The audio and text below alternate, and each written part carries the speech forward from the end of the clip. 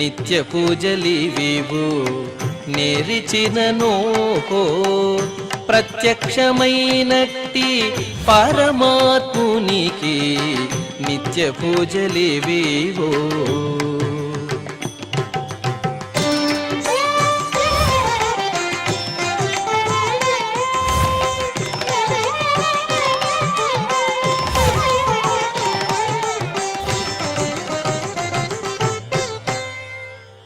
ఓం నమో వెంకటేశాయ.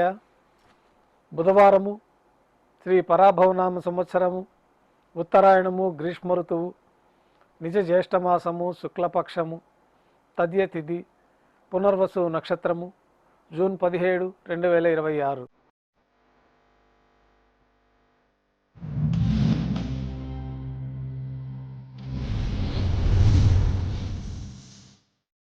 ప్రాతకాల నైవేద్యాల్లో భాగంగా అన్నప్రసాదాలు, పన్యారాలు శ్రీవారికి నైవేద్యంగా సమర్పించి సాతుమర పూర్తయిన తర్వాత భక్తులని సర్వదర్శనానికి అనుమతిస్తారు.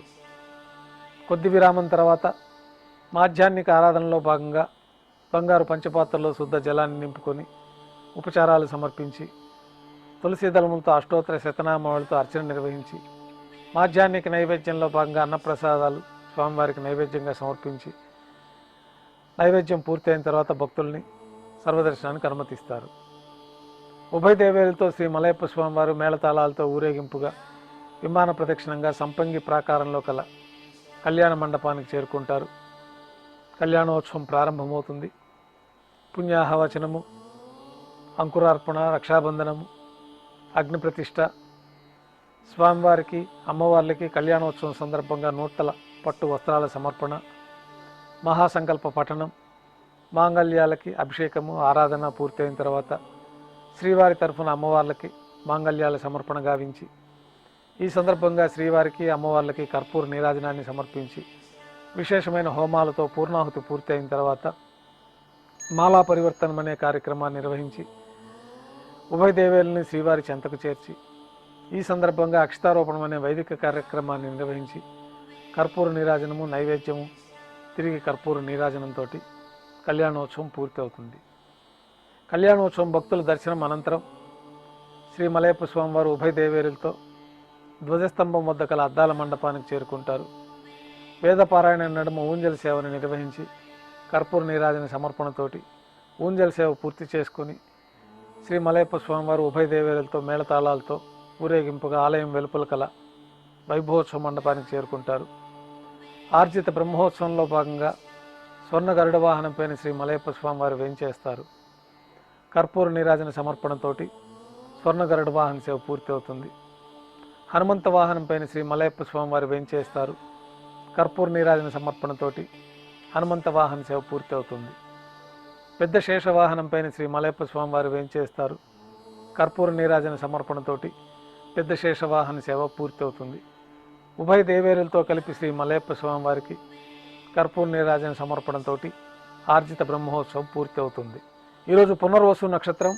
సాయం సంధ్య వేళలో 1000 దీపాలతో అలంకరించబడి ఉన్న సహస్ర దీపాలంకరణ సేవ మండపానికి పునర్వసు నక్షత్రం సందర్భంగా రాముల వారు, సీతమ్మవారు, లక్ష్మణస్వామి, మరొక తిరిచిపోయిన హనుమంతుల వారు వేంచేస్తారు. వేదం, గానం, నాదం నడుమ సహస్ర దీపాలంకరణ సేవ నిర్వహించి నక్షత్ర నీరాజనము, కర్పూర నీరాజన సమర్పణతోటి దీపాలంకరణ సేవ పూర్తి అవుతుంది. పునర్వసు నక్షత్రం సందర్భంగా 4 తిరువీధుల్లో రాముల వారు, సీతమ్మవారు, లక్ష్మణస్వామి, మరొక తెచ్చిపోయిన హనుమంతుల వారు విహరించి భక్తులను అనుగ్రహించి ఆలయంలోకి చేరుకుంటారు.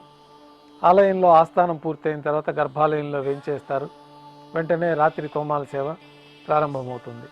ఉదయం సమర్పించిన పుష్పమాలికలన్నీ సళ్ళింపు చేసుకొని గర్భాలయాన్ని శుద్ధి చేసుకొని బంగారు పంచపాత్రలో శుద్ధ జలాన్ని నింపుకొని శ్రీ వైకానస భగవత్ శాస్త్రోక్తమైన విధానంలో శ్రీవారికి ఉత్సవమూర్తులకు ఉపచారాలు నిర్వహించి కొత్త పుష్పమాలికలతో శ్రీవారికి ఉత్సవమూర్తులకు అలంకరణ జరిపి చతుర్వేద మంత్రాలతో మంత్రపుష్పాన్ని సమర్పించి నక్షత్ర నీరాజనము, కర్పూర నీరాజనంతో రాత్రి తోమాల సేవ పూర్తి అవుతుంది.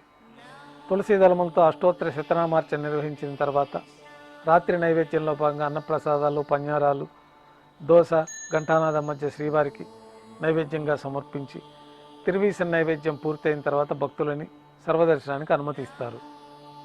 కొద్ది విరామం తర్వాత ఏకాంత సేవలో భాగంగా రాత్రి సమర్పించిన పుష్పమాలికలన్నీ సళ్ళింపు చేసుకొని గర్భాలయాన్ని శుద్ధి చేసుకొని బంగారు పంచపాత్రలో బ్రహ్మ తిరువారాధన కోసమే తీర్థాన్ని సమర్పించి ఏకాంత సేవలో భాగంగా బంగారు పట్టు పాన్పు పైన కౌతుకభైరమైన శ్రీ భోగ శ్రీనివాసమూర్తి వారిని వేంచేపు చేసి వారికి జీడిపప్పు, ద్రాక్ష, కలకండ కలిపిన మిశ్రమాన్ని నైవేద్యంగా సమర్పించి పండ్లు నైవేద్యంగా సమర్పించి కర్పూర నీరాజనంతో ఏకాంత సేవ పూర్తి అవుతుంది.